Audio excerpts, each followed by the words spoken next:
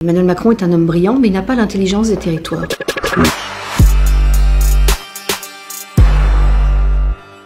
Je tiens à vous parler du plan Borloo, en tout cas ce qu'il en reste, au vu de ce qui a été annoncé hier par le président de la République à l'Élysée. Ce qui était plus important pour lui que de délivrer un message à la banlieue, c'est de montrer qu'il était moderne. Il a grappillé dans le plan Borloo quelques petites choses, mais toute la cohérence globale du plan Borloo qui était approuvé par l'ensemble des élus, quelle que soit leur sensibilité, il s'est franchement assis dessus. D'ailleurs, il a noyé Jean-Louis Borloo sous les fleurs, mais également son plan sous les couronnes. Emmanuel Macron est un homme brillant, mais il n'a pas l'intelligence des territoires. Il ne sait pas ce que l'on vit au quotidien dans les territoires. Il est dans les clichés, il a parlé de la banlieue en étant dans les clichés, radicalisation, trafic de drogue, comme s'il n'y avait que ça. C'est l'arbre qui cache la forêt dans nos banlieues. Il y a également énormément de talent, beaucoup d'envie de faire. Le territoire le plus entreprenant de France, qui crée le plus d'entreprises, c'est la Seine-Saint-Denis. Il est dans des injonctions contradictoires en permanence. Il avoue qu'il manque de sécurité dans les quartiers et il nous dit qu'il faut que l'on s'appuie sur la police municipale. Mais de qui se moque-t-on ? La police, la sécurité, c'est une fonction régalienne de l'État. Nous, on attend plus de policiers nationaux.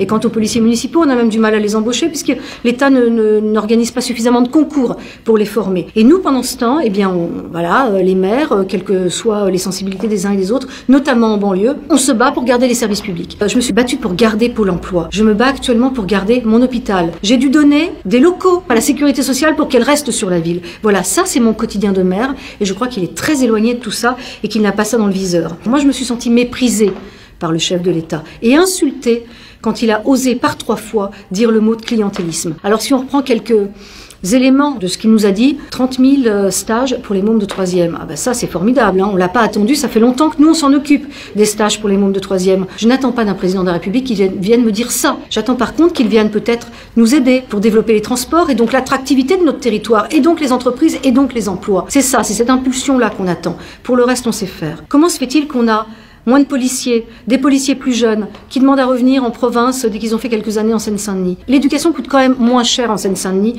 qu'ailleurs, parce que les professeurs sont plus jeunes. Comment se fait-il que la Seine-Saint-Denis ne soit pas traitée au niveau des services publics, au niveau de l'État? Pourquoi est-ce qu'on attend 1 an quand une affaire prend 2 mois à Paris ou dans l'Ouest parisien? 1 an pour avoir une instruction d'affaires. On n'a pas assez de magistrats, on n'a pas assez de greffiers.